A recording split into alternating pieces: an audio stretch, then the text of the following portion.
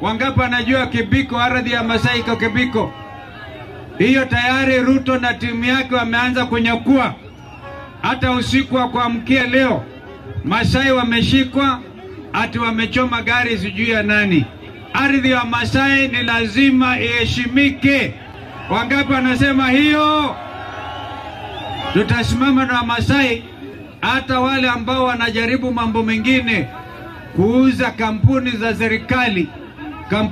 serikali kama vile pipeline ile ambayo inabeba mafuta kutoka Mombasa kupeleka Eldoret na hata zingine kuelekea Uganda. Kwa Masai tusalimiane tuone kwa hewa. Enter Super Pogin. Arambe. Kasongo. Zakayo. Kasongo. Ruto. Kaondo. Aende asiende jamani. Mnajua ni kwa nini tunasema one term? Sababu tumekuwa na one term ya wizi.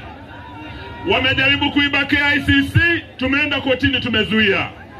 Wamejaribu kuiba KETRACO, hii moto ya Kenya, tumeenda kotini tumezuia. Sasa wanataka kuiba mashamba ya Wamasai. Hapa Kibuku tumesikia wanaiba mashamba yenu, mtakubali waibe kweli? Kwa hivyo tukisema mwizi aende asiende? Mwizi wa mashamba ya Masai aende asiende? William Ruto ameua vijana wetu wa Gen Z. Ameua hao vijana.